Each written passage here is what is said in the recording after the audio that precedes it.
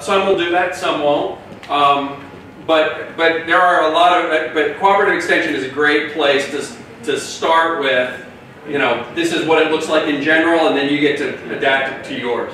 And back to that spreadsheet that I showed you, active spreadsheet, there's also one for grass-fed beef on there. Same website. So, and that's built on 200 head and bringing in steers, earning cash in 6 months as a goal, you know, rapid turnover, a beginning farmer sort of business model. You can copy that. I mean, the plagiarism is not a crime in business plans. You need to have clear expectations. It's worth it to spend the time to go find something to copy as opposed to trying to make up stuff that you're not really sure of.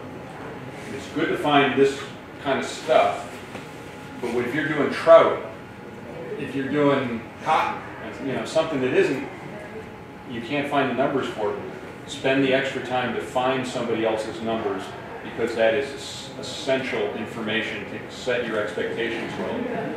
And being able to understand the difference that a cooperative extension may be talking about 10 acres of carrots rather than, you know, 1,000 square feet of carrots as far as the costs and all that. So be discerning about what information you're taking and make your estimates based on that. Like this 4% more production was, you know, that was the low end of the expectations that I could find when I Googled how much more production you get.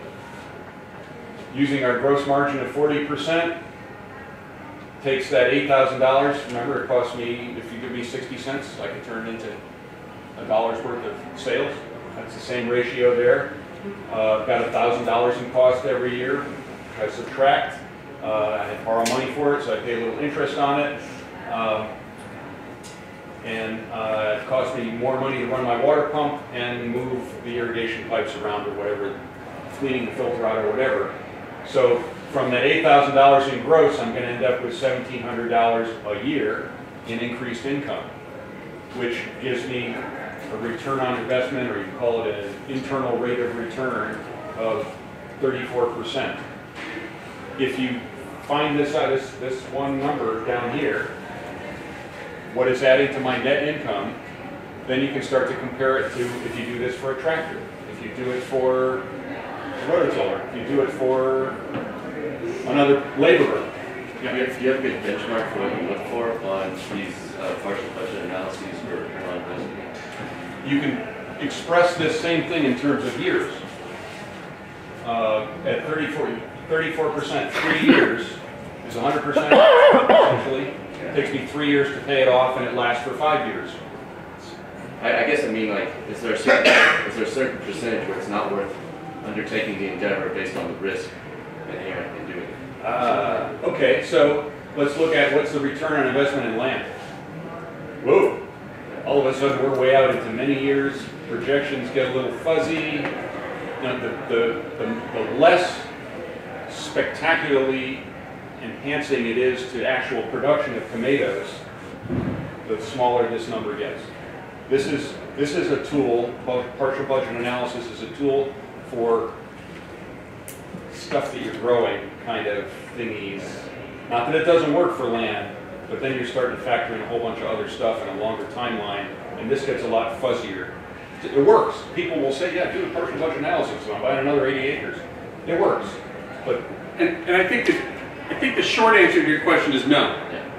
There's not a, oh, if it's below 10, don't do it. If it's above 10, you're good. What this gives you is the opportunity to be able to say, okay, I need a new tractor, a new irrigation system, and maybe a new greenhouse would really go do it. I can afford one of those this year.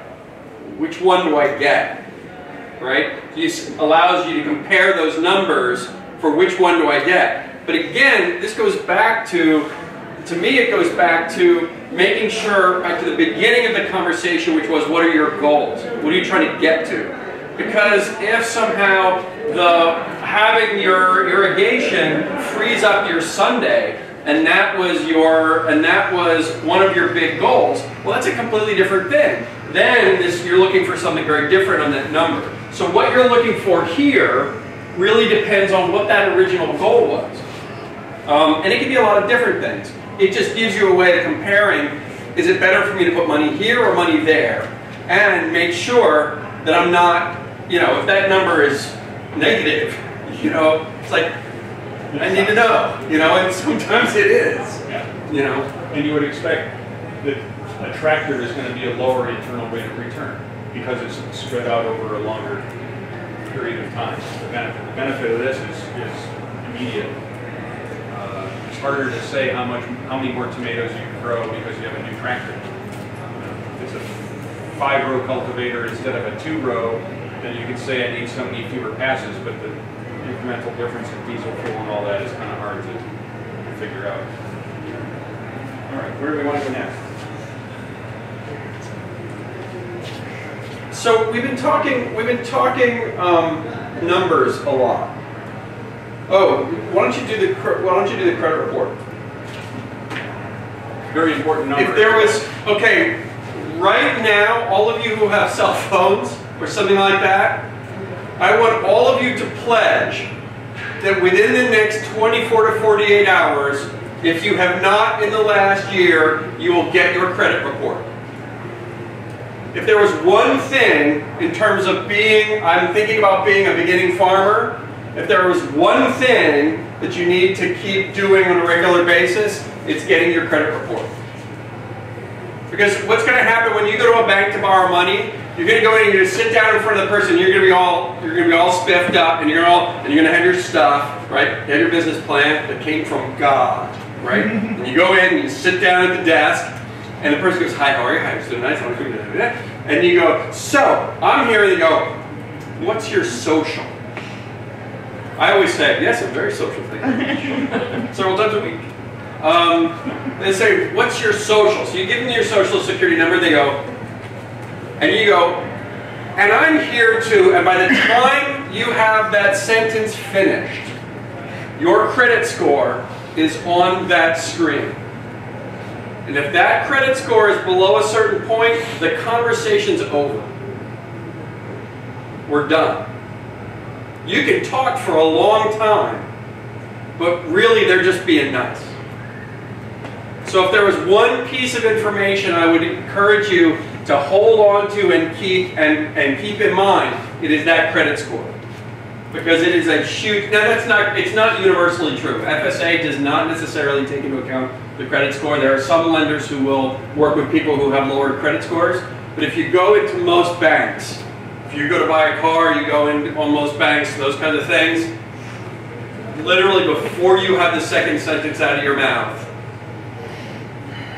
that from a credit delivery standpoint, like pulling back the curtain of how loans are made, 50% of loans that Farm Credit makes nationwide are credit scorecard loans.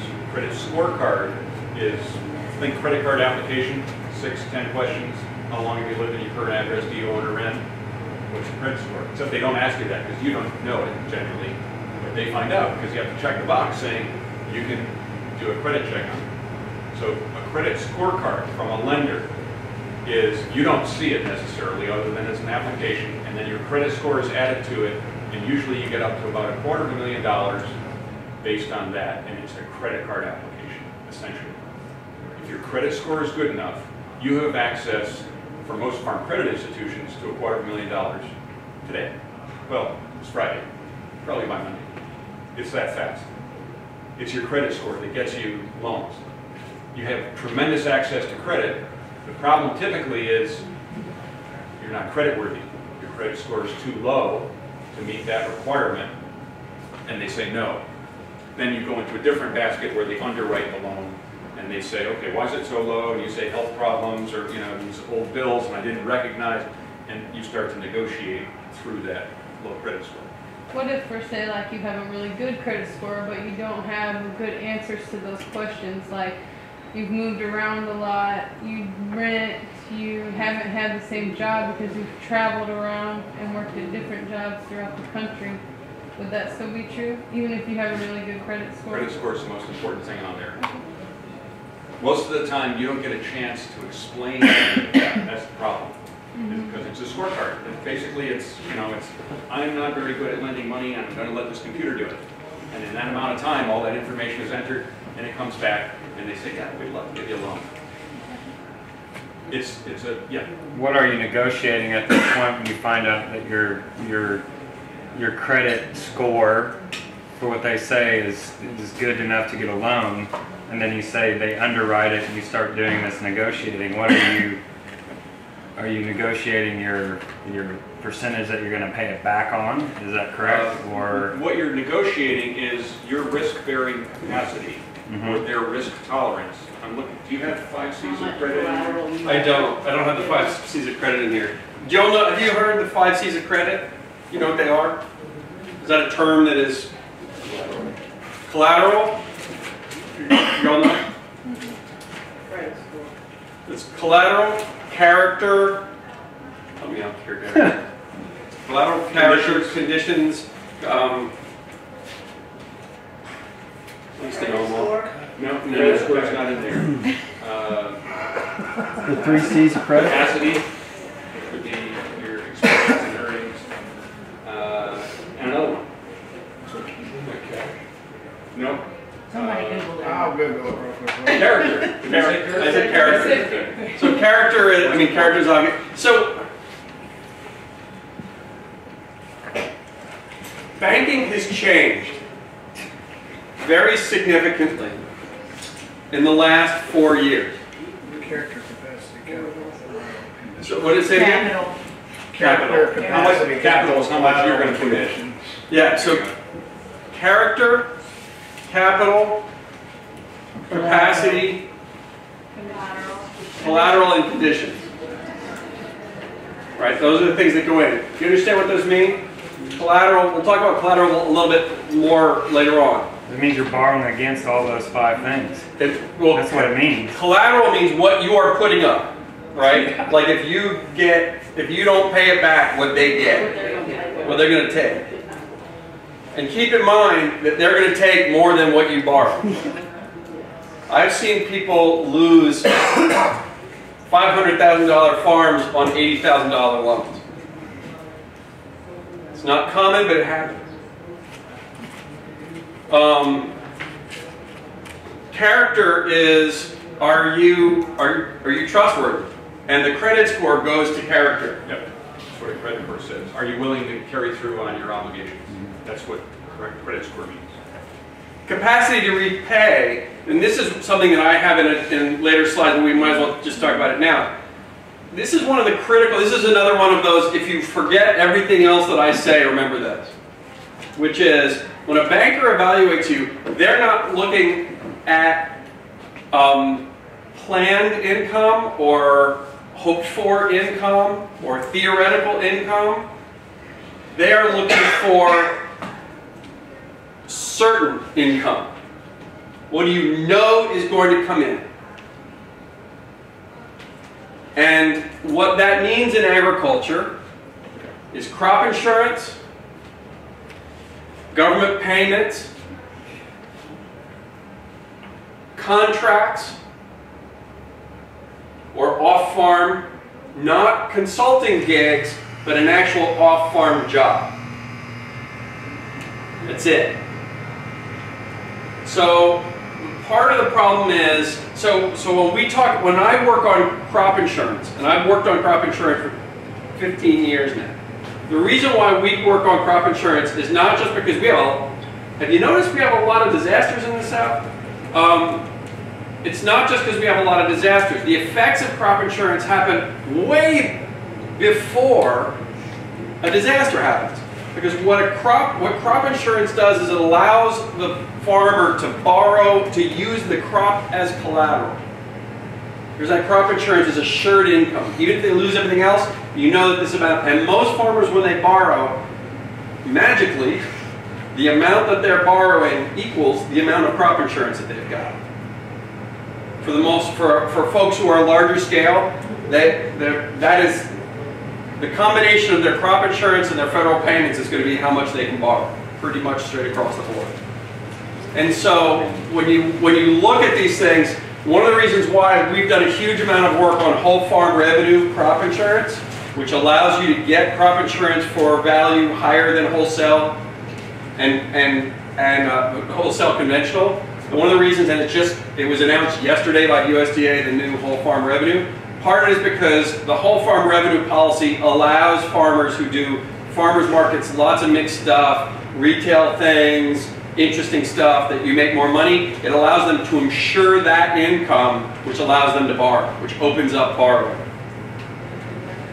So it's one of the dynamics of when you're going in to talk to a, it's just how a banker is going to look at it differently from how you look at it. They're looking for assured income. And those 5 C's are adjustable. If you have more of one, character, and you have less of another, collateral, then that may balance out. Yep. You may not want to address this right now, but at some point, are you going to talk about value-added products and diversifying the farm economy as a way to minimize risk? Yes.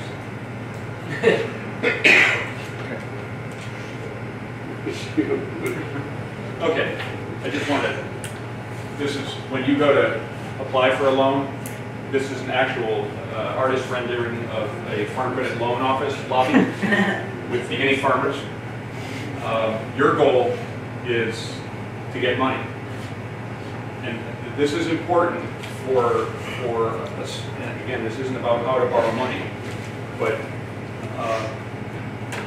loan officer's mind is in a totally different place, thinking about all this management information systems, regulatory compliance.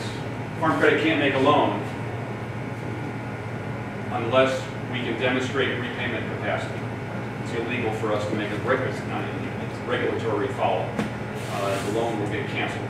We have to sell it to somebody else if we can't show repayment capacity. That idea is constructive credit. You can't make somebody a loan that's going to make them worse off.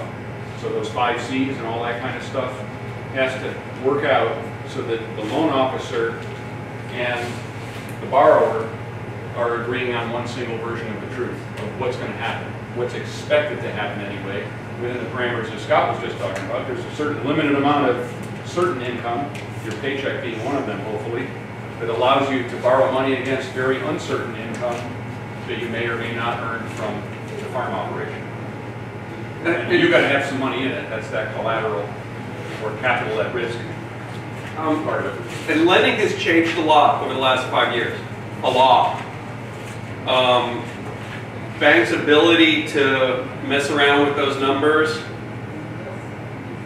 you know, their willingness to push on those edges and do more. Well, I know them, I have a relationship. Relationship banking has gone way down. Because of regulation. Because of both regulation, risk aversion. I mean, this is one of the interesting things, especially in FSA lending. Much of the discretion in FSA lending has been taken out over time. And it was taken out because people like me made them take it out. And so sometimes I'm in meetings, people say, well, you know, if the lenders only had more discretion, over time, discretion is where discrimination happens. Where we have had the history of discrimination is in discretionary lending, because I give it to people that I like. And so that are like me. What's that? Or that are like me. Or that are like me. And not some hydroponic growing kind of thing that I don't understand at all. Right. Exactly. And so our experience is that access to credit has tightened considerably over the last 4 or 5 years. And the risk aversion has also tightened. So that the banks are looking harder at credit scores. They're not willing to go as far with people. They are some of the banks that did more agricultural lending have pretty much gotten out of it. As banks were bought up, you remember back in the economic crisis, a lot of banks bought up other banks. Some of those got out of ag lending.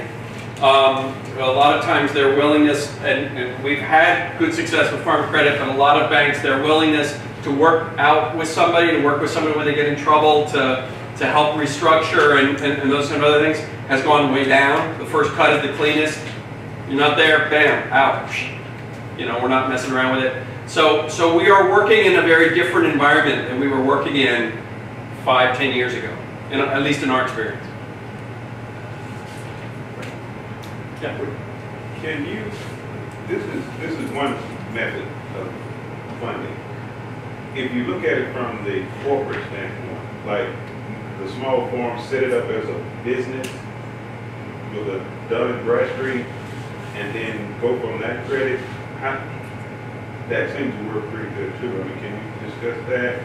It still comes back to you as the owner. I mean, if it's not a widely held stock, it's a small group, family, C corporation, it's still the personal assets of everybody. Right? It just gets the creditworthiness of that. I mean, I've been real successful by going from the corporate standpoint. You know, my farm is a corporation with a Dun and Bradstreet, and it's not about me, it's about the corporation. And they look real favorable. Sort of, kind of. I bet that you had to check the box of your credit score for that loan to the corporation also. Well, they looked at the corporation. They probably looked at you too. Well, Yeah, they look at the owner of the corporation. Yeah. but they looked at that Dun and Bradstreet too. And what that speaks to is your business acumen and character more than it is about that entity is more creditworthy than you, because you have more assets than the corporation. Right? They want your assets on the line. Yeah. And this issue of what's at risk, and the question was asked before about risk and diversification and some of those kinds of other things.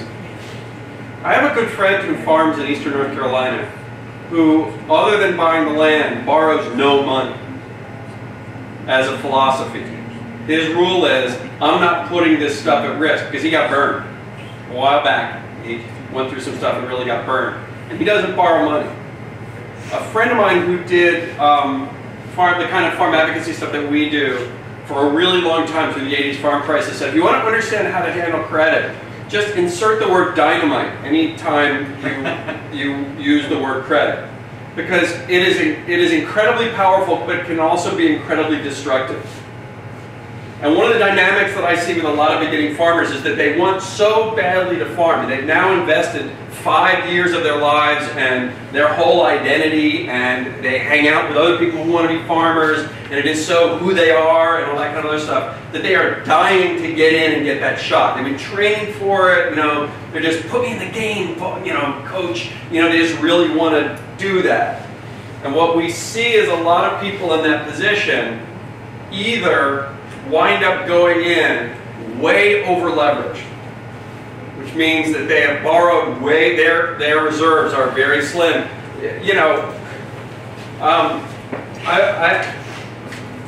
USDA in their wisdom did a down payment loan program where from USDA you could borrow the down payment for your loan. And I just went, because you have to have resilience in the system, and resilience is your assets. And if you have borrowed against all of your assets, you can no longer afford to stub your toe. It takes very little to put you back out. So one of the problems that I see is that a lot of young people, as they get into farming, are getting in so over leveraged because they're dying to have a chance to not work in town and go live there, and they've been working on it. They go in so over leveraged that it takes very little to really put them under. And that's a huge issue that we see pretty frequently. Well, I also think that it's because they think that they need so much land to do what they need to do. I run across a lot of younger people too in my business, and I find that, because people are doing 100 acres, beautiful restoration agriculture projects, and everybody wants to mimic that, and they're young, they're in their 20s or 30s, and they want to get a 75-acre farm or a 100-acre farm. But that's a lot of land and a huge leverage on you in order to create a system that takes 20 to 25 years to create over time. So also the thing is that convincing the younger people to start smaller in their land scope, just the size of their land, I think is also kind of important. That you have to understand that in order to sell products, you don't need a whole lot of land to do it. You can have smaller pieces of land, and take off smaller chunks and not leverage yourself so much. Own a little and rent a lot. What's that? Own a little and rent a lot. Yeah, That's what a lot of people do. Is own a That's little what I and do. rent a lot. If you want my straight up advice on how to be a beginning farmer, my straight up advice is marry a lawyer, inherit a lot of money, or go into town and work. Forget about farming for a little while. Garden on the weekends, farm on the weekends, have a really nice garden. Go get a job at IBM or some big tech corporation and salt away everybody your money and focus on earning as much money as you can for 10 or 12 or 15 years and then do it as a second career. The people that I see making the transitions it's generally one of those three. And it's not pretty, but that's where it is. I know a lot of second career farmers, and it's a great way to do it. Get a really good paying, real job, bank your money as hard as you can, and then, have a garden habit, and then build up into it. And then you can do a little bit at a time, build it and get your experience that way. And you're older and you don't like to lose money. That's right. And you bring management skills and you bring a credit history with you, and everything's a lot easier. But it's not as much fun. It's not as much raising fun. a family on a farm. And you don't get to That's be. why I did it. And you don't get to be. So the only other point I want to make on this about mind of the lender kind of thing, at least at this moment, is farm credit budgets for 1.5% profit. This is typical community bank budget. It's the reason. Remember the 33% net that I showed for the leased vegetable land and the cattle business one I have, I think it's 13%. CSA typically 13 to 15% net profit. Banks are at 1.5%. Very, very low margin.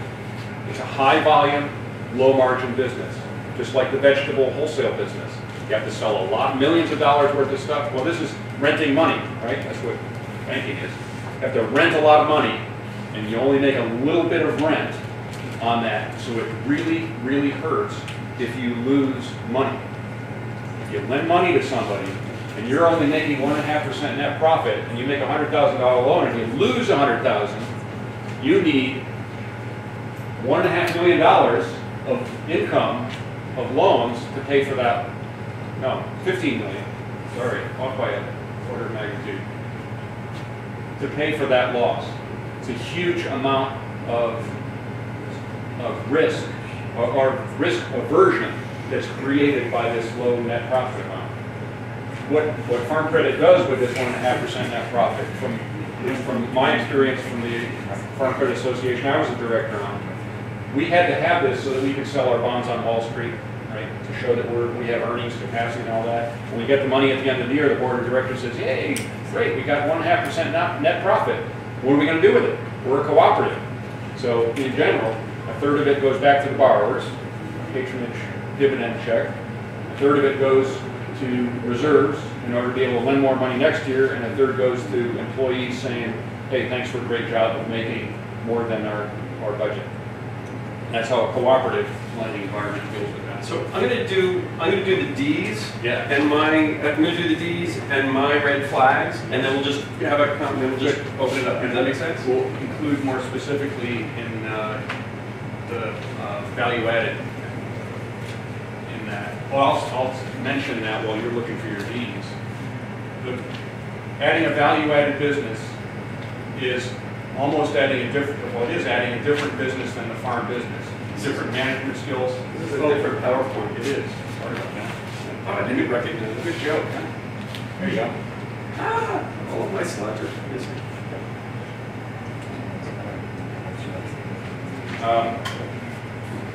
The problem for a lender when that happens, a farmer looks at that and says, I'm going to be able to have inventory that's less perishable, so I have a longer selling season. Well, the lender looks at that and says, okay, you have an inventory cost all of a sudden. It costs you money to put down on the shelf. What if you don't sell it? It's a different margin business. You have to pay, generally you have to pay somebody else to sell your stuff. You give them 50% of the net or the gross sale amount. So the other thing on value added it's a very important strategy for you to manage your risk. But I was in a meeting with a banker, and we were working out on a case where we had a farmer who had an MOU to sell his grass-fed beef into a food service, and he was gonna gross $1,200 a calf because of the value of grass-fed beef. He was doing really well, and the banker and you know, on paper it was gorgeous, and he had an MOU. It wasn't a contract. It was an MOU from the person saying, "We'll buy everything you can grow." We sat down with the banker and we're like, "Why are you not lending to this guy?" And the banker said, "Yeah, you can get $1,200 a calf. If I have to foreclose, I'm going to take him down to the cattle auction. I'm going to get $300 a calf. So we're pricing all this out. This whole loan is pricing out at $300 a calf," which hit him twice because it hit his income, but it also hit the valuation of his collateral. And so then it didn't cash flow. And so what you have to understand is that while it's a very important strategy of risk mitigation for you, when you sit down, depending on the banker, and one of the things that Gary has done, and we have done a lot of, is to work with bankers to have a deeper understanding of the validity of value-added and that kind of market.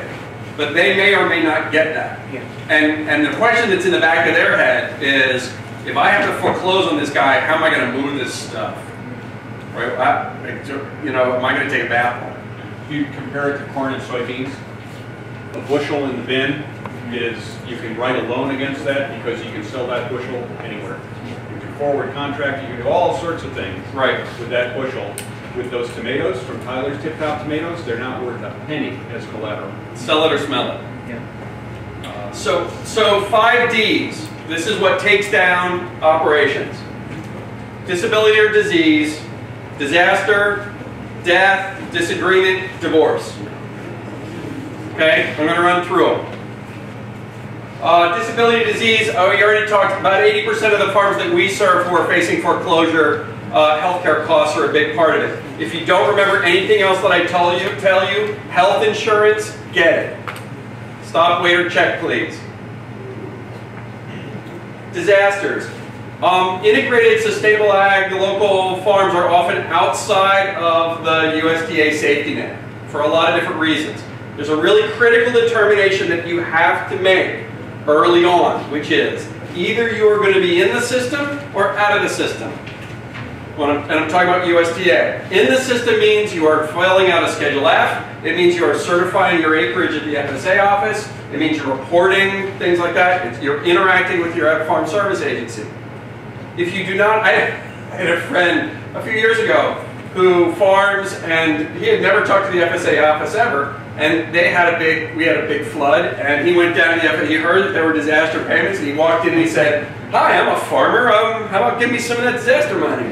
And they said, "Okay, what's your farm number?" And he said, "What's a farm number?" And they pulled out the maps and said, "Show us where your farm is." And he said, "Oh, it's right here. This is my farm." And he said, "That's wetlands. That's not allowed to be cleared." And he said, "Bye."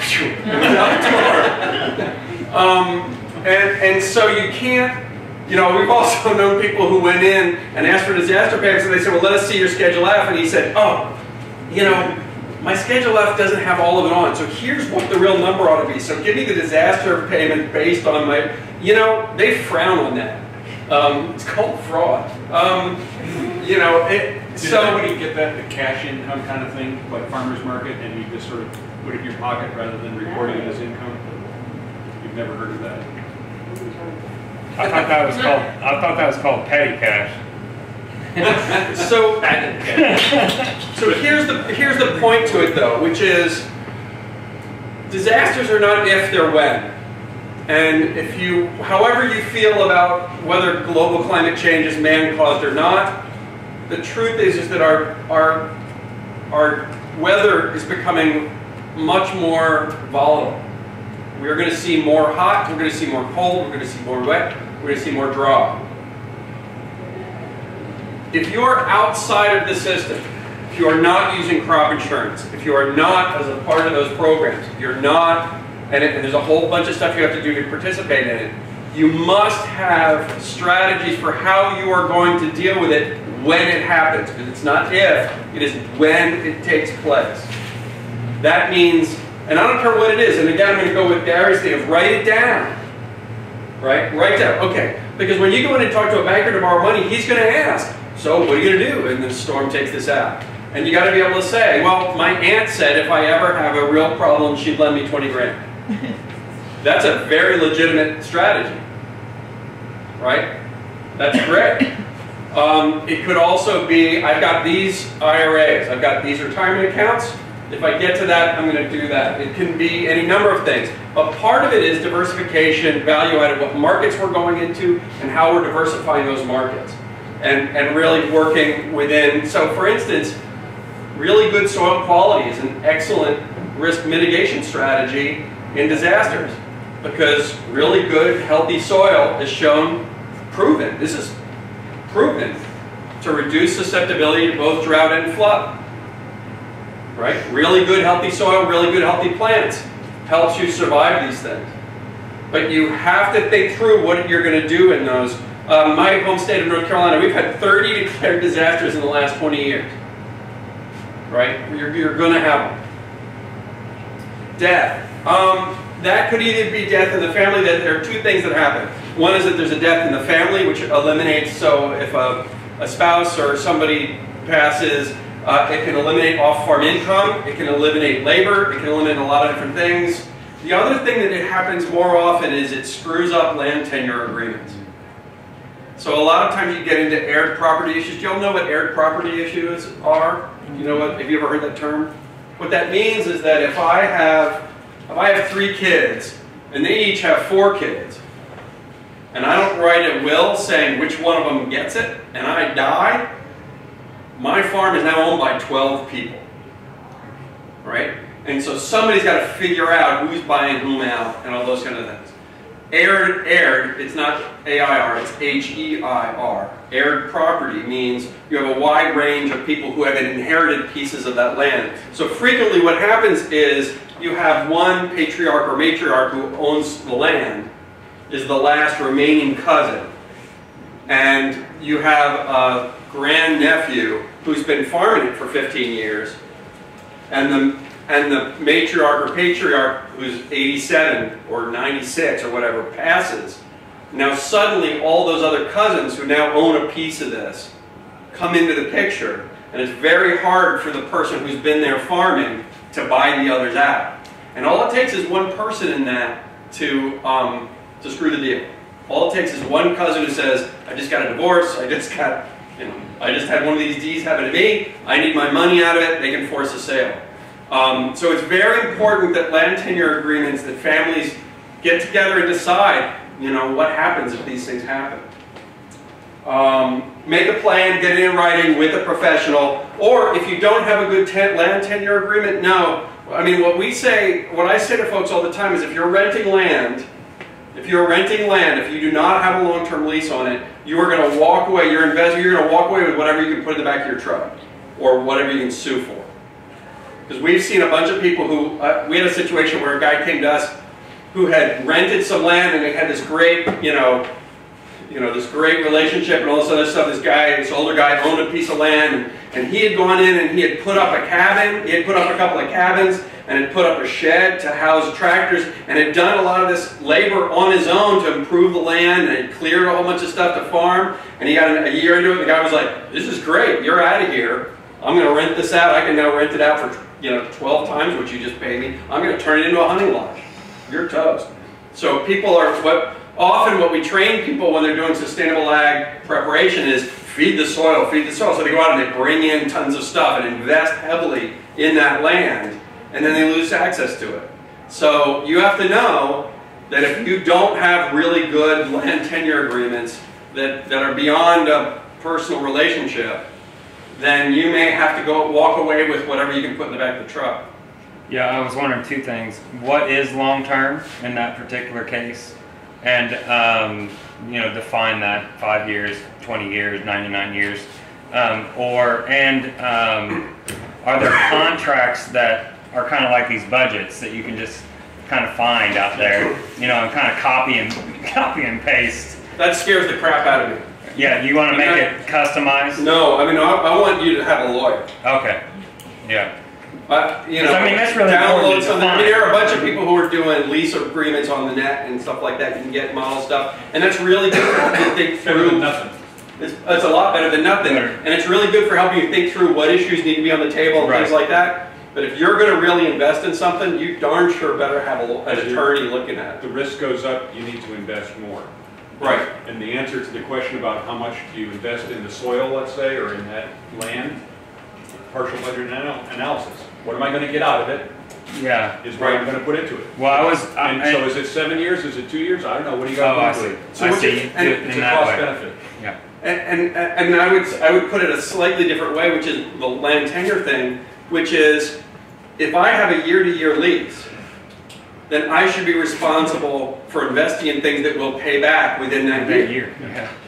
And if we're going to invest in something that's longer term than that year, that's not mine. That's not on me. So that's on who's going to benefit from that. Right. And then you can renegotiate it. Which sometimes you can say to the landlord, you know, this really needs ditching. You do that. Or give me a 7-year lease and I'll do that. Right. And It's all here's what about I'm saying, creative here's what the lease price negotiation. is going to be adjusted based on that. It's a good negotiating thing. So the next one is divorce or disagreement. And again, this is frequently land tenure agreements are dicey. Sometimes the farm is dependent on both of the members of the family, even if only one is farming. Because frequently what happens is one is farming and the other is working on it and often providing the health insurance. So often what happens in a divorce situation is, I'm going to use the stereotypical, I'll be stereotypical for a minute. The husband has stayed home and farmed and has invested a huge amount in the farm. The wife is the one who's really brought in money. He's basically broken even. The wife actually brought in real money by, working in town and provided the health insurance and everything else, and she's just tired of it. So when they split, she wants her share of the assets. So he's going to have to cut her a check for whatever amount that is in order to buy her out of the farm. Second, he now loses that off-farm income. He loses that access to health insurance and a whole series of other things. And very frequently, that's just a point where the farm goes down. And again, this is, I'm telling you this stuff to forewarned is forearmed. Forewarned is forearmed. Right. Not this kind of art. It is, know that as you are doing these things, you got to talk about this stuff. It's hard to talk about, but you have to. Divorce is one of the leading reasons why people borrow money in farming. The farm, as we talked about this before, the farm as a sole source. Okay, let me put it this way. I have worked actively with farms all the way from 2 or 3 acres to tens of thousands of acres, everything in between. The number of farms that I know where husband and wife make their entire living from the farm, I could probably count on 2 hands. Now, several of those are farms that are 3 or 4 acres. That's not scale dependent. Several of those farms are farms that are very, very small. They're very high value, and those farmers do a hell of a job. A couple of good friends of mine have made their entire living from 2 farmers markets a week for 35 years and have bought land and done really well on it. They don't have kids. They built their own house. They don't have kids. They built their own house. They lived in a tent for the first 18 months that they had their land, literally. It took them 15 or 20 years to build their house. They've done almost everything on cash basis, but they have a hell of a good life, and they've done all that. It can be done, but what I'm saying is, it's not the rule. It takes a lot of planning, a lot of work, and they hire 3 or 4 people a year, but I'm not working for them because they work the crap out of the people who work for them, and they're very, very good at what they do. Well, they've worked the crap out of themselves. Oh yeah, absolutely. Yeah. Let me find one other thing, and I'm going to do that, and then we'll just talk. You didn't do disagreement. Oh, I missed disagreement. Yeah, I threw disagreements in there. I mean, it's just basically, it's that same thing of when people split, when people had partnerships in a farm, usually a farm depends on more than one person. And when you have a divorce, or it could be, I've been farming with somebody and we get into a disagreement, we don't like each other anymore, or whatever, it happens all the time. I have a good friend who was farming, and it was a deal where an older guy had some land and some cattle, and she was doing marketing and smaller scale stuff, and it got real funky and it went real south real bad in a hurry. So that kind of stuff can really split it apart. There are two other things that I'm going to go over and then we're going to stop. One is this concept, cyclical versus non-cyclical change. Farmers are used to dealing with cyclical change, right? If I have a dry year, you know, the fact that I had a dry year this summer does not mean it will never rain again, right? We know the cycles of the season, we know price cycles. Prices go up, prices go down, prices come back up, they go back down, all those kinds of things. That is cyclical change. When you are dealing with cyclical change, buying time is a good option, right? Basically what you want to do if you're dealing with cyclical change, so for instance, if I'm in a drought situation, what I want to do is to hold on until the rain comes back, and then we'll get kicked up. So then what do I do if I'm doing that? What I do is I delay payments, I delay maintenance, I borrow against equity, I do a whole bunch of different stuff to buy myself time. On the other hand, there is also non-cyclical change. So for instance, in North Carolina, one of the pieces of non-cyclical change is the tobacco industry. Tobacco is never coming back. The price of tobacco is never ever going to be what it was. And if you're sitting there waiting for it to come back, it ain't happening. And so when you're dealing with non-cyclical change, buying time is not a good option. Because what that means is that when you inevitably have to make a change, you're going to have fewer tools to do it. So one of the critical things to understand as you're looking at as you're doing, that SWOT analysis, looking at what's happening with your farm and your markets and all that kind of other stuff, is understanding this difference of, wait, what is the cycles and what is not? And one of the things that's scary about this, about cyclical change, like prices, is sometimes, I don't know if y'all heard this, do y'all know where the price of corn is right now? What? It's pretty high, right? No, it's like 3. No, it just dropped to the floor. 3 something like this, about 3. Yeah, it was at 10, is it 10 something, now it's at 3 something? Gas, and you can So the truth is that if you're riding that cycle and you get to the top of the cycle and you go, woohoo, here we are, I'm going to stay here, right? The 80s farm crisis was caused because people, the value of land went way up, people borrowed against that value, built their operations up against that value, the value of land came back down, and poof, they all went under.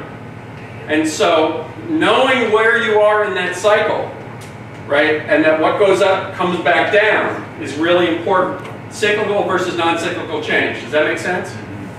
Can I say something about local foods and cycle? Yeah. We're at the top of local foods.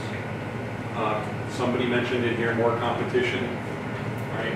And whether it's in farmers markets in some parts of the country are fully saturated and there's price competition. Not a good thing.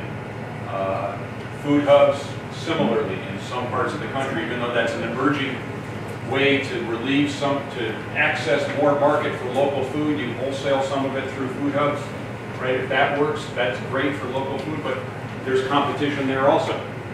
So it doesn't mean don't grow local food. It means be able to budget and be able to know your costs, be able to have that mindset of I'm not going to the farmer's market unless I sell $500 worth of stuff or 200, whatever it is, so that you know that you're making money when you do it.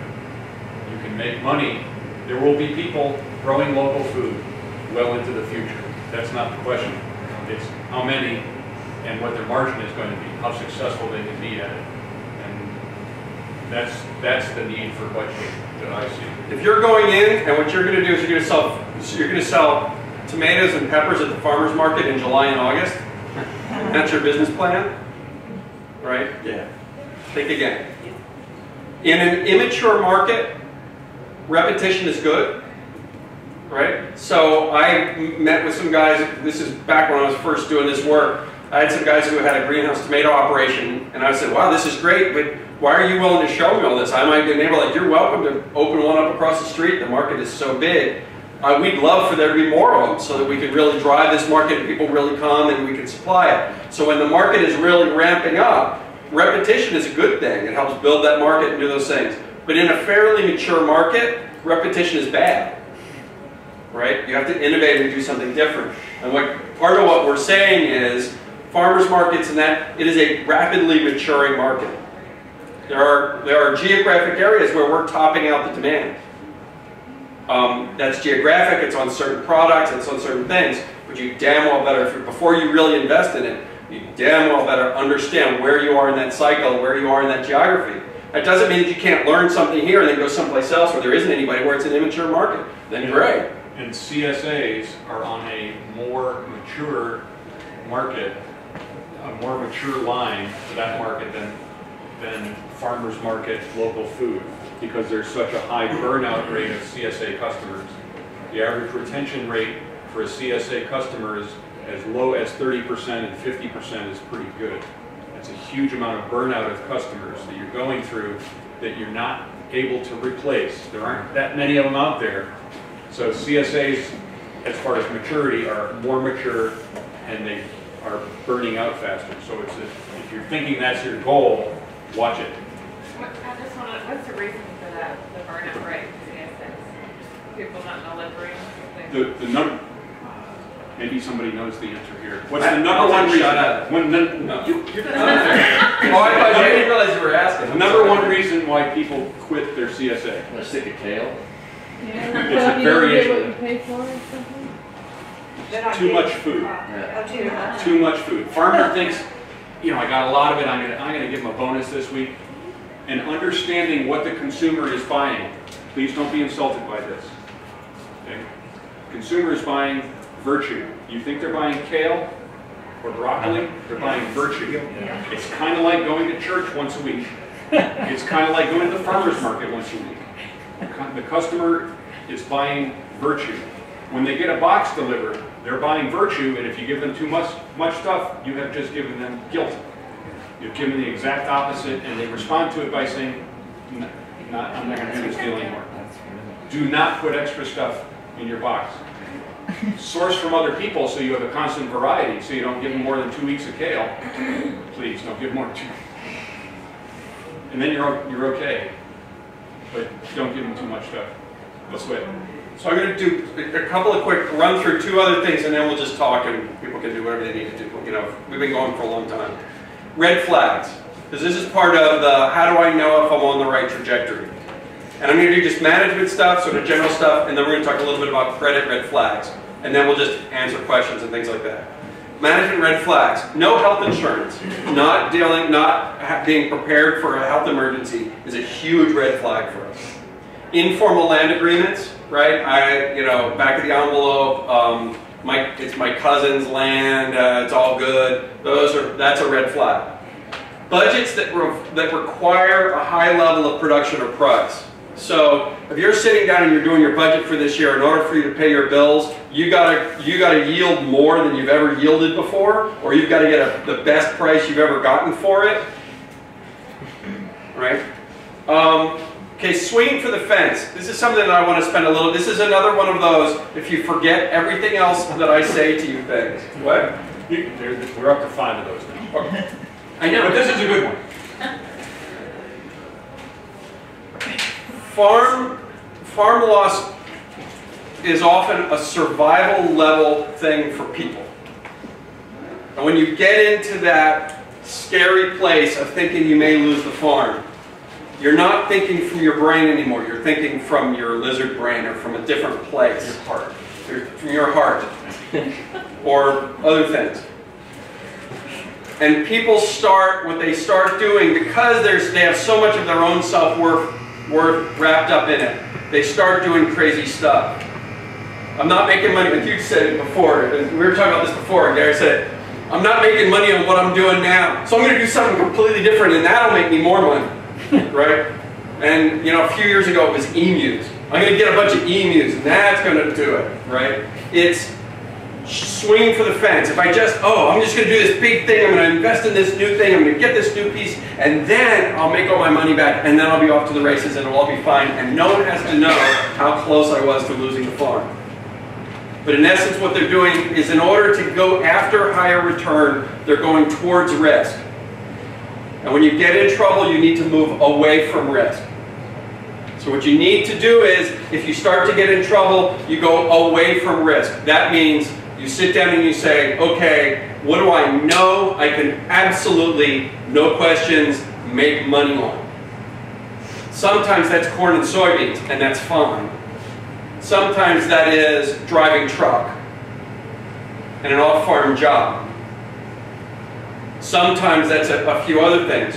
But when you get in trouble, you move away from risk, not towards it. Does that make sense? We see this over and over and over again. It's like a gambler in Las Vegas who just keeps doubling down. Yep. It's exactly the same thing. Spouses who don't both know what is at risk. And we see this a lot, which is one spouse or the other who goes, wait, what do you mean you mortgaged my mom's house? Wait, what do you mean you mortgaged the car, both cars? Right? If it's a couple, you both have to be in evenly, because that's going to be really bad down the line. And the other goes to the conversation that we were having before, which is reliance on single crops or markets. Now, where reliance on single crops or markets works is when you have an entire federal system backing up those single crops, right? If you have extensive crop insurance and commodities programs, you can get large-scale farmers get away with growing only corn or only beans or only corn and beans, because there is an extensive risk mitigation system underneath them which allows them to do that and assures them income. If you do not have the benefit of those programs, you better figure out another freaking way of mitigating that risk. And one of the most important ways is having multiple crops, multiple markets, and multiple ways of earning a buck. I know a bunch of guys who have sawmills in the back, and they're going to spend the winter sawing wood or chopping wood for firewood. But for some, it is, you know, milling logs into planks for decks and stuff like that. And so having multiple ways of making money. The other one, oh, I didn't say this when we were talking about divorce or other things like that. A friend of mine, her husband was farming. They had a farm together. She had an off-farm job. He was farming, and he passed suddenly. It was a tragic situation. Wonderful, wonderful people. And he had an accident and got infected, and suddenly he was gone. We worked with them on the farm finances, and the wife was able to carry on the production and a lot of the pieces, but I'll tell you what killed it. What killed it was that he was not just the farmer. He was also the maintenance guy, he was the mechanic, he was the refrigerator guy, he was the, you know, this and that and that and that and that. They never hired anybody to do anything, and as soon as he passed, she had to hire people in to take care of all those specialized jobs that she didn't know how to do, and that killed it. Which from a business risk planning perspective, it's a good idea to have life insurance. It's an even better idea to sit and talk with a life insurance salesman, because it's very sobering. And in that situation, I carried enough life insurance on me for my wife to buy the farm and put the kids through college. It was very expensive to do that. If you start younger, it's cheaper, that kind of thing. I also included enough life insurance for her to own and operate the farm for a year, so that she had a year to sell it, which meant having somebody else be able to fix it. I mean, I doubled my cost of repairs and everything like that. It was like another, I don't remember how much it was, $25,000, $30,000 of life insurance to make sure that she could hire people to be able to keep the farm for a year to sell it as a farm business, rather than getting to a certain point and saying, can't do it anymore, now it's a piece of real estate. Try to hold more value. I have some good friends who've got into farming, and one of the things that they did was they put it aside. They had $80,000 in retirement accounts, and they set it aside. And their rule, and this was one of the things we wanted to talk about, was an exit strategy. But their rule was, if we spend this money on the farm, it's to sell it. That's how we know when we get out. Because if we have to spend this, if we have to draw on this money, that's our line in the sand. It goes. We don't go any further than that. And we use that money to maintain it for a little while we sell it and get out. Works the same way with credit, that you never borrow your last dollar, and you can borrow, because when you lose that one, then you're out on the street. You have to sell everything and you take a loss. You have to know when to stop, and you should have a line. Your loan officer will help you with this. They'll tell you when you can't borrow anymore, but you should know when that is, because that's your degree of resiliency. You all understand the difference between short, medium, and long-term debt? Are those terms that you've heard before? So short-term debt is credit cards. That's for immediate cash flow. Mid-term debt is things like car loans. It's 5 years, 3 years, something. But it's generally not an asset that's going to appreciate. It's generally going to be something that's going to depreciate. Piece of equipment, greenhouse, that's mid-term debt. Long-term debt is a mortgage, land, house. That's generally going to appreciate over time. Understanding those different things is really important, because one of the things that we see people get into is cross-term debt. So what I mean by that is, I use my credit cards for my operating loan. I borrow against my mortgage to pay for an irrigation system. Part of that is also, if the debt lasts longer than the life of the thing, that's a huge red flag, right? So, like I was buying a car once, and they said, we want you to buy this service agreement, or whatever it is, this warranty. It's 1 year with this added warranty for a year, and it'll only add $7 onto each of your payments. And I said, yeah, but it's a 1 year warranty, and I'm going to be paying $7 a payment for 5 years. Which means I'm going to be paying for this thing for 4 years past the time it works. That makes no sense to me. And so if you're buying the plastic for your greenhouse that you think you're going to get 3 years of, and in order to buy it, you've got to finance it for 5, that's a problem. I'm not saying that these are things that, like, you know, oh my God, you should go away. What I'm trying to do is to say, you know, sometimes people, the first time that they really know they're in trouble is when their banker tells them, and their banker says, I'm not giving you an operating loan this year, or something like that. What I'm trying to do is to give you a frame through which to be able to say, okay, there's a very powerful moment. There's an extremely powerful moment when a person looks at the situation that they're in and says, this has to change. This is not working the way it is. This is not right. This is not doing. I have to figure out something else. That's an incredibly powerful moment. It's a cool moment. That's where great things happen. And what I'm trying to do is to help you get to that moment before your banker puts you in that moment. Does that make sense? Farm-owned credit cards. We see that. I've seen people who have financed $100,000 in operating loans on credit cards. It's absurd. Cross-term credit, financing, we talked about this before, low levels of equity, high levels of leveraging, and really informal lending arrangements, right? I borrow, you know, I've bummed money off all my friends and my aunt, and borrowed against what my parents are going to leave me. You know, those kind of things. When you start getting into that land, it gets scary. I think that's what I got. I've got a good joke. So to make a small fortune in farming, start out with a large fortune. But so something else to consider is what I was younger in my youth, and I went to farms and I farmed as an apprentice and an intern, and I realized doing that I didn't want to be a farmer. Yeah. And that was a really good thing. So to flip it on its side is that there are a lot of people who want to become farmers. So there are goods and services that you can supply to farmers who want to become farmers. And that's what I decided to do. Instead of taking the risk of a crop and making money that way, I decided to sell goods and services to farmers and upcoming farmers and such. So there's all kinds of different ways of looking at farming and agricultural products and goods and services. Just wanted to share that as another way of, you don't have to get into farming just to grow crops.